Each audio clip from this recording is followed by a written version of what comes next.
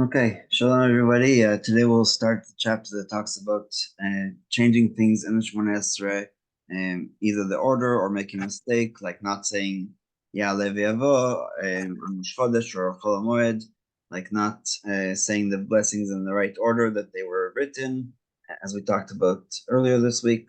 And just to start us off, there was a very interesting story sometime in the 20th century. I'm not sure exactly where, but this Jewish Orthodox man was taken by the police in like while he was praying in shul on Shabbos morning, and I'm not sure what the exact investigation was, but he was released later in the day to his house, and he realized that it was probably Shabbat Rosh Chodesh. Maybe he looked at the calendar, and so the Sabbath and the Jewish New Month. And he remembered that he only knows the Shabbat prayers by heart, so he must have prayed the regular Musaf for that Shabbat. And he asked the rabbi, that day he couldn't ask the rabbi, but he wanted to know for future, if it ever happens again, what the law is. And the rabbi said that he must repeat the Amidah of Rosh Chodesh, of Shabbat and Rosh Chodesh, because even though we mentioned Shabbat in the Musaf, we have to give a special musaf for the offering of Rosh Chodesh, and um, so we hope and pray that that will never happen again to anybody.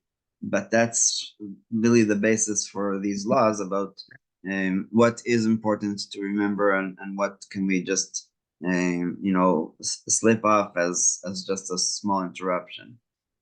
So this is how he begins. A person who skips one of the 18 brachot in the Amidah, so this is the daily Amidah, does not fulfill his obligation of the mitzvah of prayer, even if he does actually recite the full Amidah, but rearranges the order of the blessings, he does not fulfill his obligation.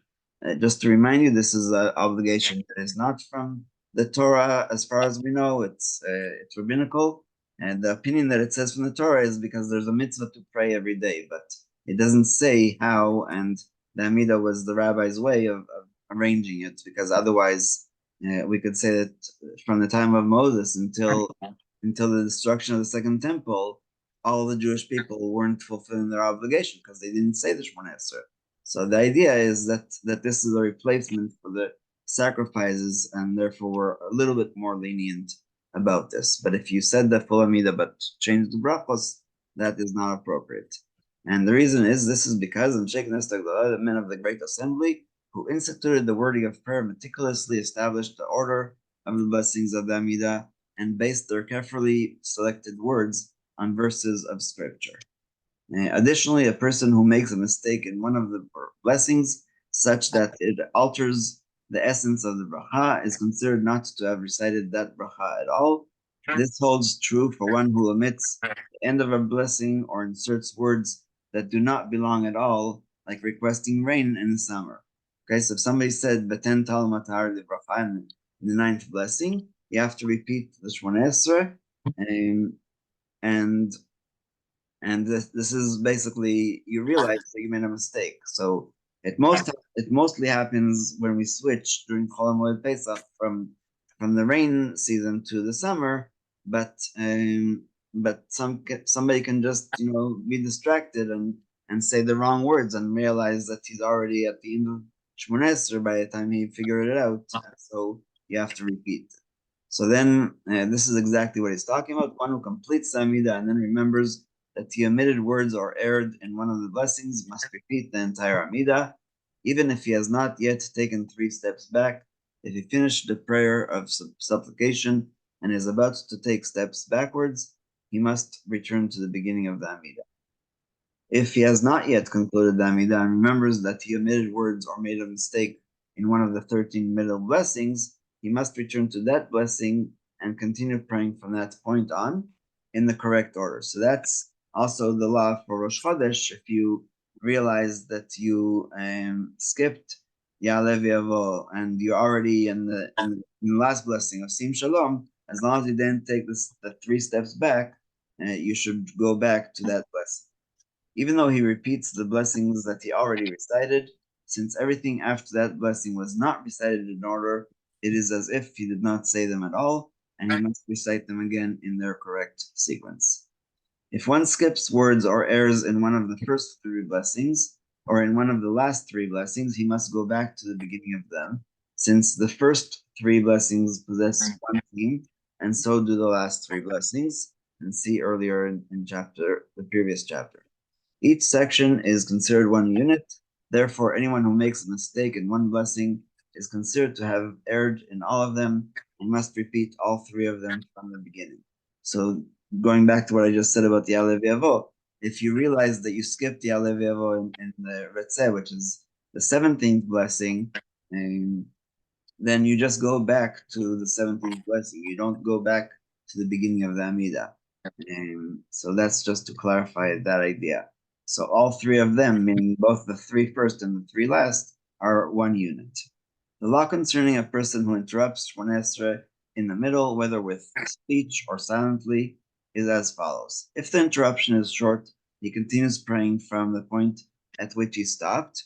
And so I'll just talk about my personal experience.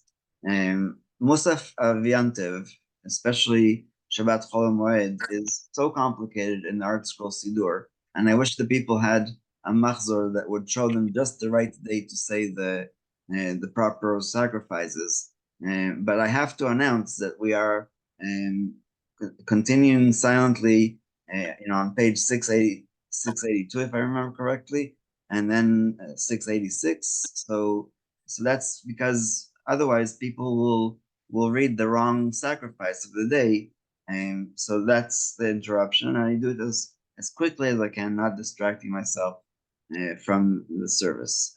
I try to also announce it in the beginning, but if I forgot or if people didn't hear me, I can correct that.